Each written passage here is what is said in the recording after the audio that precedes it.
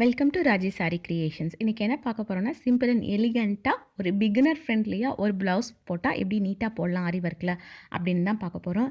இது ஃபுல்லாக மேக்ஸிமம் எது யூஸ் பண்ணி போட போகிறோம் அப்படின்னா, கட் பீட் வச்சு தான் நான் இதை போட போகிறேன். இந்த ப்ளவுஸ் கம்ப்ளீட் பண்ண போகிறேன். இப்போ பார்க்குறது ஸ்லீவ். ஓகேங்களா, இந்த ஸ்லீவில் நான் என்ன பண்ணியிருக்கேன்னா, கட் பீட்ஸ் யூஸ் பண்ணி அப்படியே லைன்ஸ் வந்து ட்ரா பண்ணியிருக்கேன். ஓகேங்களா, பேட்டர்ன் மாதிரி ட்ரா பண்ணிவிட்டு அந்த பேட்டர்னில் கட் பீட்டை வந்து சிங்கிளாக தான் நான் ஸ்டிச் பண்ணியிருக்கேன்.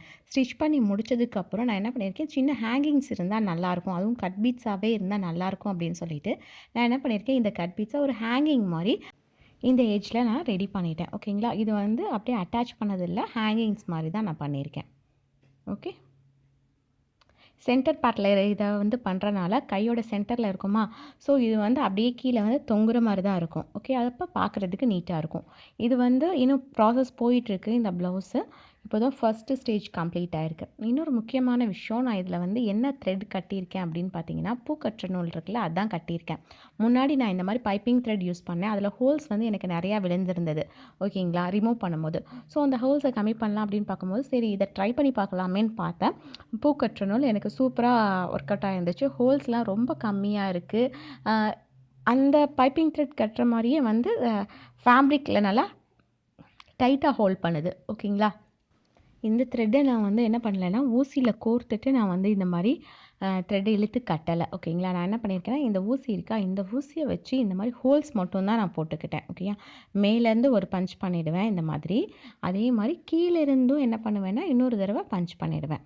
ஓகேயா, ஏன்னா த்ரெட்டு வந்து கீழேருந்து விட்டு விட்டு தான் நான் எடுத்து நான் லாக் பண்ணுவேன். அதனால் கீழேருந்து அதே ஹோல்ஸை கொஞ்சம் பெருசாக்குற மாதிரி என்ன பண்ணிடுவேன், இதே ஊசி தான் நான் வச்சு பண்ணேன். இதில் வந்து பஞ்ச் பண்ணிட்டு இந்த த்ரெட் இருக்குது பார்த்தீங்களா, இந்த த்ரெட்டில் லைட்டாக எட்ஜில் க்ளூ அப்ளை பண்ணிட்டேன். க்ளூ அப்ளை பண்ணோன்னா இது நல்லா ஸ்ட்ராங்காக இருக்குமா, ஸோ அப்படியே ஊசியை கோர்க்குற மாதிரியே நான் என்ன பண்ணிட்டேன், ஃபுல் அண்ட் ஃபுல் இப்படியே தான் பண்ணேனே தவிர த்ரெட்டில் வந்து ஊசி கோர்த்து நான் என்ன பண்ணல, இதை டைட் பண்ணி கட்டல.